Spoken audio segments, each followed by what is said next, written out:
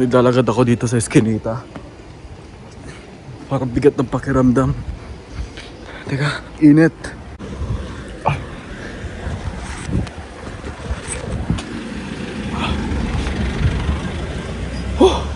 Nakakatakot dito, nakakapangilabot.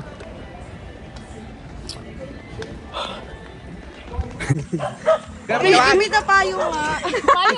Payong kanusok.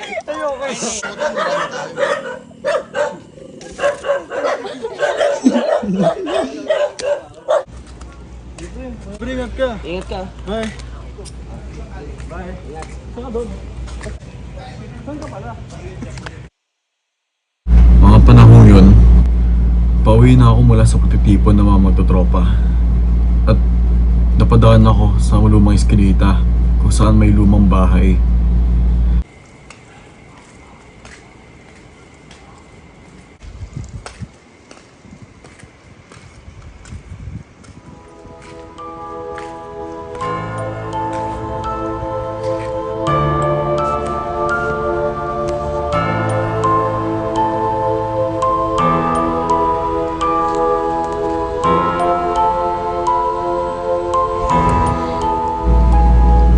Dire-diretso lang ako sa paglalakad nun.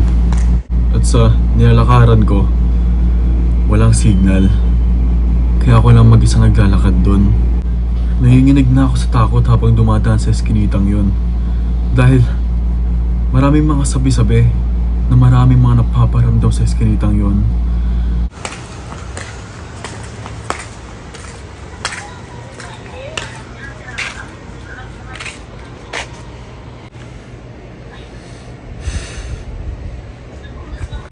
At dahil nakakaramdam na ako ng takot nun, ilang beses akong lumingon sa likod. Pero kapag tumitingin naman ako sa likod, wala akong nakikita, kundi kadiliman.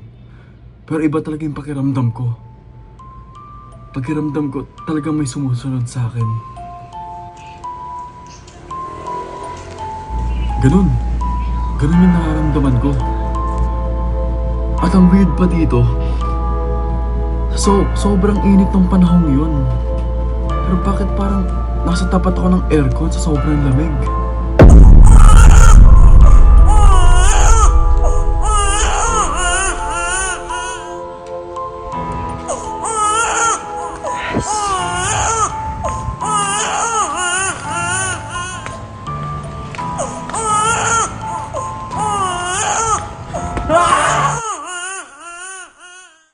Sobrang takot ko nun, tumakbo na ako ng mabilis. Pero parang may mabigat sa likod ko habang tumatakbo. Na tila bang may nakasakay sa likod ko na tao.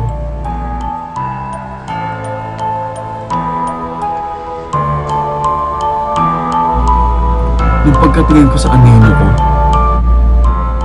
dalawa. At ako na naman mag-isa naglalakad dun. Pagkatingin ko sa likod ko, wala namang tao.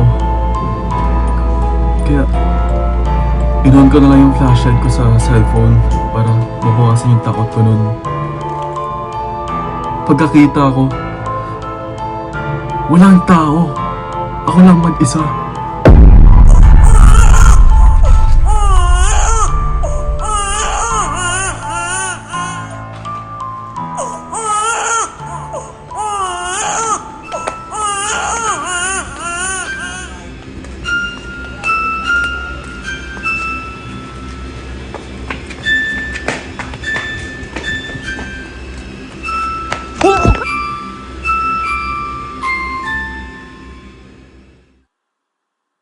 Kaya mula nun, hindi na ako umuwi ng gabi. Dahil natatakot na talaga akong umuwi mag-isa.